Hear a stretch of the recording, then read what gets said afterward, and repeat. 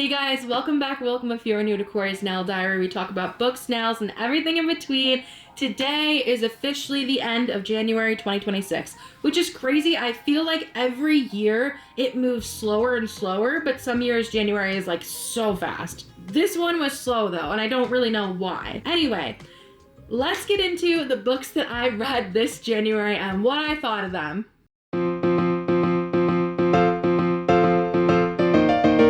Alright guys, I'm back to my tried and true format here of what I read this month. I'm so excited to return to it. This month I have read 4 books, which is insane because I feel like usually in my good months it's 4 books. So the fact that I got 4 right on the bat, I'm above my reading goal already, pretty much. My reading goal for the year is 40 books, and I'm on track, obviously, but I'm actually ahead at the moment. So the first book that I read this January was Remain by Nicholas Sparks, and I'm gonna be honest with you guys, I have absolutely no clue how to pronounce the other author's last name. Not even gonna try. This book is about an architect who goes to live closer to his friend while he's redoing his house, and he more or less is staying in an abandoned Airbnb, and while he's there, he's noticing some paranormal occurrences, and he basically every single night is reliving how the owner of the house died, which is crazy. And while he is literally designing this house, he's meeting the ghost, he's talking to the ghost, he's talking to people in the town about the ghost, and it is a paranormal love story that is obvious by just the genre and the fact that Nicholas Sparks was a part of it. So that is not me giving anything away, but I will say I never thought that I would be like down for like a ghost and human like romance moment, especially because like I wasn't a huge fan of Good Spirits. I'm not gonna lie, I wasn't a huge fan of Good Spirits. But this book was so good. I actually got it for my grandmother for Christmas, and she called me 2 days later and she's like, I finished it. It's amazing. You need to read it right now. So I was like, okay, I will read it. I will read it. I think that starting with this book for the year was maybe the best thing I could have done. I have been on such a reading kick because of it. I loved how different it was for me. That being said, I don't normally go for anything scary, and this book was pretty scary at times. Shoot. Like, literally, I was so scared before bed a few times. So, yeah, I rated this book 4 out of 5 stars. I'm not gonna lie to you, I really was afraid. And it doesn't take much to scare me, but that's why I don't read thrillers or, like, horror books, right? So, I would give it a 4 out of 5 because I'm at a 4.5 out of 5 because I was scared trying to go to bed some of those nights. Which is so funny to admit because I'm a grown woman, but whatever. The next book that I read this month is none other than In Your Dreams by Sara Adams. Now I have a few disclaimers to say before I get into this. Number 1, I was gifted this book at an event that I went to. I paid to go to the event, but I didn't pay for this book. They gave it to me in a gift bag. Number 2, this is an art copy. I'm not 100% sure that everything that's in this copy actually went to publishing. So I hope that there's not some storyline I'm about to say that you guys don't know if you've read it. You know what I'm saying? And number 3, are you ready for number 3? This is the kicker. This one is going to piss a lot of people off. I have not read the whole series. I fully read Practice Makes Perfect, didn't really like it, didn't read anything else in the series, and then picked this book up in January. So let's get right into this book. So I will say, I wasn't feeling Practice Makes Perfect because I felt like I didn't relate to the main character. And because of that, I felt like her love story was kind of boring. And I think that the story in this book is much more interesting and intriguing to me. So basically, this is all about our main character, Madison, who is sisters with just about everybody else who is in this series. If you didn't know how small town romance works, that's basically how these series work. It's all of their siblings all get their own love stories to all different people, and 9 times out of 10, they've already known them. So this very much was a friends to lovers situation, a forbidden love almost situation, and our main character is the youngest of the group of the sisters, and she comes home from culinary school, and the beginning, she's still at culinary school, and she's literally not, she's at her graduation ceremony, but she didn't tell her family that she was going to be walking for it because she barely passed, like barely got her diploma. And one night she's feeling really upset and she's like, I don't really know what to do with my life. I had an internship that I really hated. So she calls up this man right here, James. James answers it. He's like, hello? Why are you calling me? And she basically told him, I don't know. I'm not really sure. And she told him about culinary school, and he said, actually, I'm opening a restaurant at my farm if you want to come and be head chef. And she said, are you serious? And basically, James creates an entire restaurant for her. We find out throughout the book that his brother Tommy actually told him a while ago that this would have been a really good idea because their farm isn't making as much money. But James is doing it so Madison returns to Rome, Kentucky. Now, if that isn't the sweetest thing you've ever heard, I don't know what is. I really liked this one. This is a 4.5 out of 5 stars for me too. I related to Madison so much. I really liked her as a character. I liked the difference between with Annie's story. Annie was always in Rome, when for her, you have scenes in New York City, you have scenes in Rome. Like, it feels like you're getting more of a story, and she feels, to me, almost like a fully developed character, but I felt like Annie in the other book didn't feel fully developed to me because Annie's whole like shtick was that she's this innocent girl and everybody treats her like a little kid. So that made it so that it felt like you didn't really get to know who she was as an adult. But like the whole point of that book was that she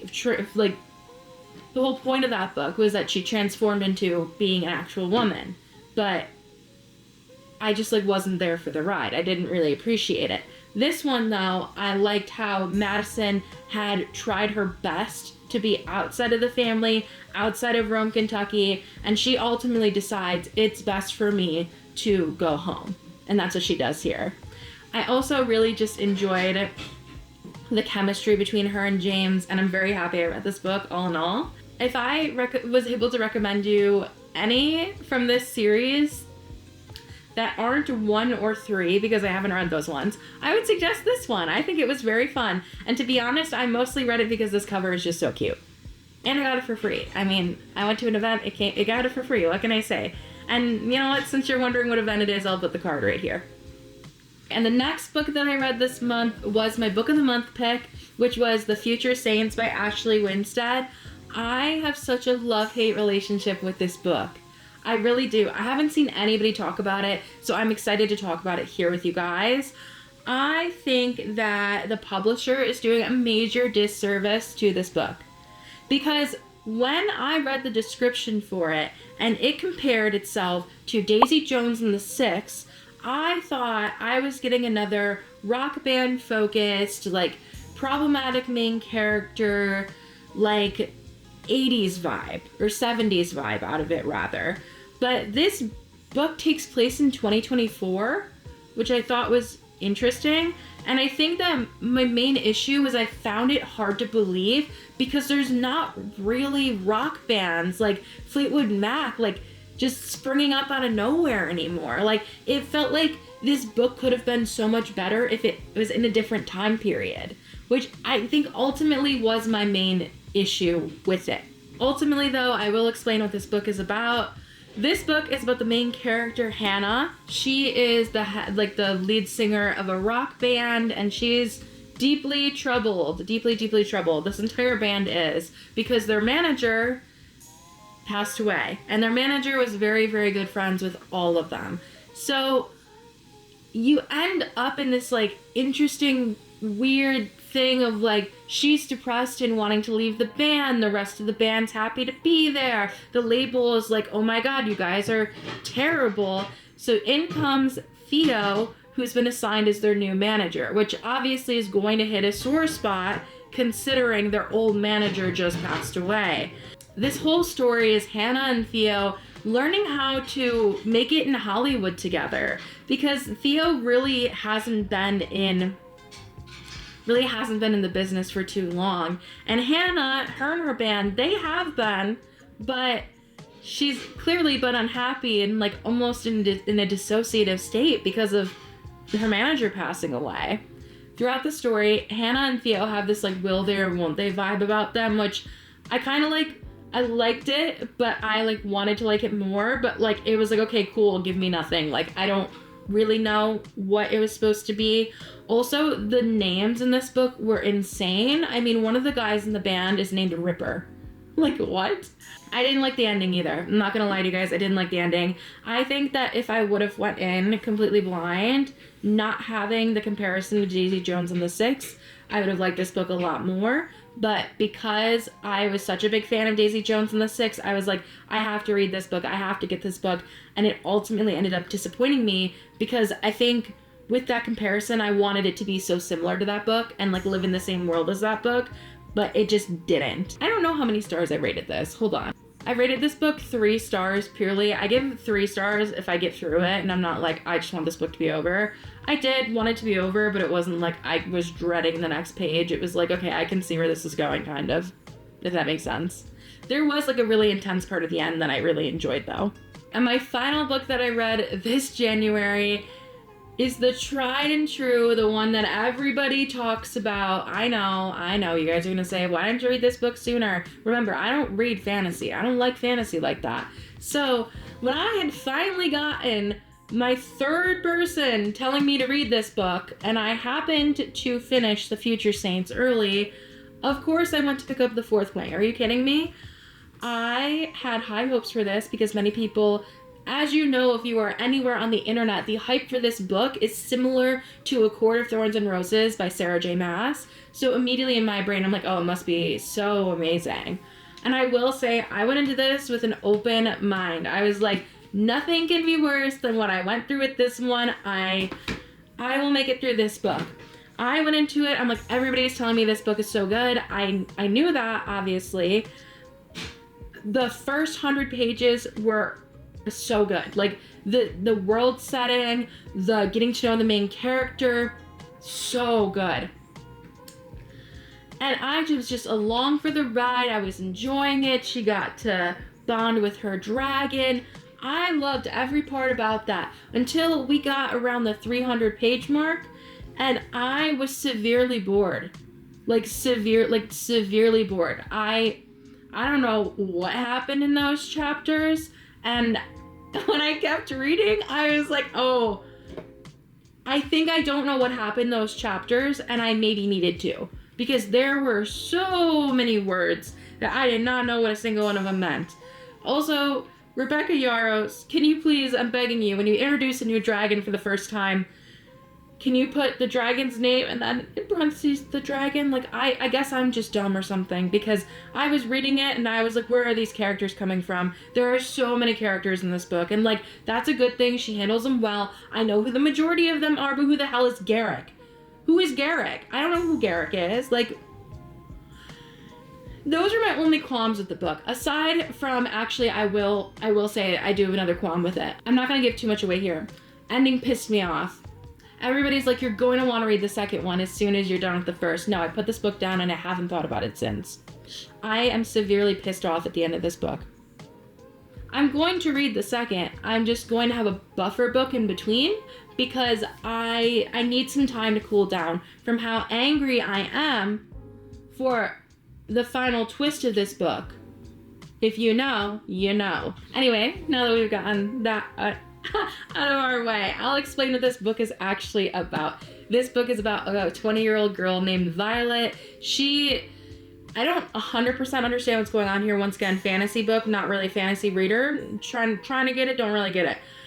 At a certain age, every child goes to train to be like their parent, right? In the world that she's in, she is training to be a part of the rider quadrant, which means she's going to ride dragons, right? Okay, we're holding on here so far. So she basically but her mom is a part of the rider quadrant. She's actually the general, and her dad was a scribe. I don't know what happened to her dad. I'm not gonna lie, don't know what happened. He's not in the picture for some reason. I don't know why. Her mom told her, you're gonna be just like your sister and your deceased brother, and you're gonna be part of the Rider Quadrant. Now, every single person that knows Violet is like, no, you're not. Like, dude, you're like not strong enough for this. You're not smart enough for this. Like, every single person is doubting her. So when she first shows up and they have to go across this like terrible bridge thing, in my brain, it's like a bridge basically. Like, okay, this is a weird comparison, but you know the ice bridge that they have in Shark Boy and Lava Girl? I imagine it being like that, but it's like a more treacherous type of bridge. I think if they said like 40% of people don't make it past the bridge, so when she makes it past the bridge, she's like, ooh, like, guys, like, what do you mean I can't be a rider? I just made it past the bridge. Like, what do you mean? And then she runs into her like old fling dude, Dane Atos, and he is like, oh my god, Violet, what are you doing here? We need to make you go be a scribe right now. You cannot handle this. And she's just like, I literally just made it across the bridge. Like, what do you mean I can't be? What do you mean? So then Dane's like, fine, if you're gonna stay here, you and your little friend Rhiannon, who you met at the beginning of the bridge, are gonna be in my quadrant. But then, last minute, quadrants flip-a-rooney. She ends up in 4th wing, and she is with this gorgeous man named Xaden. Now, I will say, I've talked to my coworker a lot about this book, and for some reason, in my brain, Xaden is Draco Malfoy. I don't know why. Apparently, he's supposed to be a brunette. But in my brain, I always saw Draco, and I think it's because he's like a villain character, because her sister specifically told her, do not get entangled with this man, right? So I just see Draco Malfoy, okay? This whole story is about Violet becoming a rider and bonding with the dragon and being able to live her life in the rider quadrant and like overcoming the stigma that everybody's telling her, you're literally not a rider, like get out of here, girl, like what are you doing? And let me just tell you, as someone who has now read this whole book, she is definitely a rider, okay? She is. I'm on her side here. That's it. Also, there's a love triangle. Enjoy the love triangle, because I know I did. Don't worry, you're gonna get the next book in the next one of these, okay? Okay. I just can't read it right now because I need to not have so many giant fantasy words that I've never heard in my entire life in my hand at the moment. Thank you guys so much for tuning in to my What I Read in January 2026 video. And thank you so much for subscribing to my channel. I'm at 300 subscribers, which is so cool, guys. I am truly at the beginning of my journey here still on YouTube. I'm happy to be here. I'm excited to do this content for you guys, and I'm happy to share my hobby with you. If you guys want to follow me other places on the internet, I'm at Corey's Nail Diary on both Instagram and TikTok. And before we leave, I will show you my nails. I did like an icy blue to match the snowstorm outside. And if you look really closely, it's a pastel light blue with like an opaque white over it and then sparkles. I really like these nails, if you can't tell. Anyway, that's it. Bye!